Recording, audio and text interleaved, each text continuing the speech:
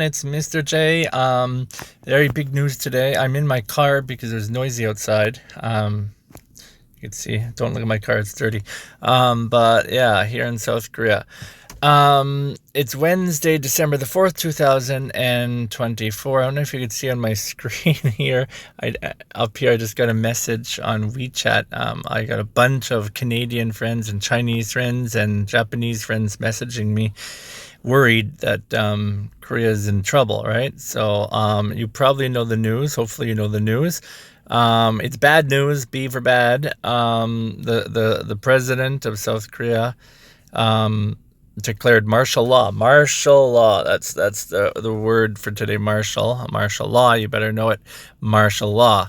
This is an AI picture of I guess people gathering and protesting in Seoul against martial law. Thankfully, it's canceled, but still, let's get into the details. Please pay attention. Today's very, very important news. Okay. First of all, martial law. President, a military protest, lawmakers cancel, announcement, control, calm, and punished. Okay, those are the words.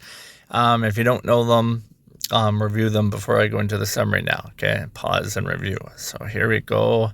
Yesterday, late last night, on Tuesday night, President Yoon announced martial law, right? Martial law. Once again, if you don't know what that is, look at the word list, very important.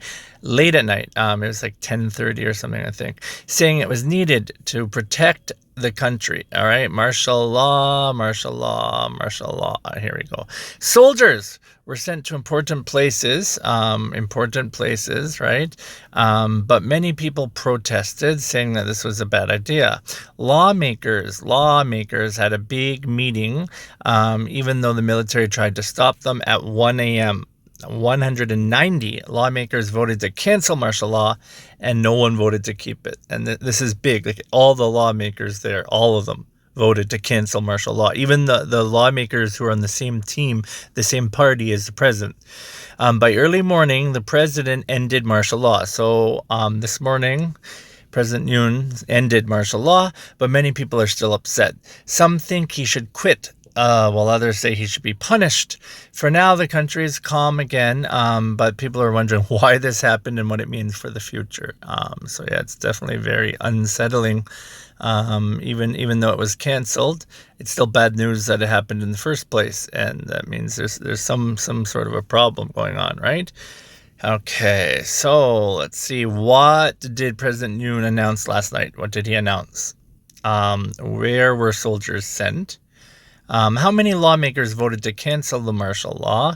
What did people do after the announcement of martial law? And how do people feel about what the president did? Okay. All right, today's word, martial. And we're going to talk about the Korean meaning and the Chinese meaning. Okay, the Korean meaning and the Chinese meaning. Here are just two pictures showing two common words that use martial. All right, so pay attention. It's going to be a bit different today than what we normally do. So the first meaning of martial is the Korean meaning here, okay? And then the second meaning of martial, it's not the second meaning, but it's the meaning in Chinese, all right? Korean use lots of Chinese characters, and so the mu is the same thing as the 전쟁, all right? I know I normally don't use Korean in advanced videos, but nevertheless. Martial, relating to war or being disciplined, okay? So I really want you to know both of these words, okay? The Korean meaning and the Chinese meaning. Mu in Korean also means like a type of radish that you eat. It doesn't mean that mu. So, all right, let's look at the phonics. You need to know this. Martial. There's two syllables. Let's do the sh. Shul. It might be hard for Koreans, the L sound, shul. And then the mar. We have R, martial. Emphasis on the first syllable, martial. Martial.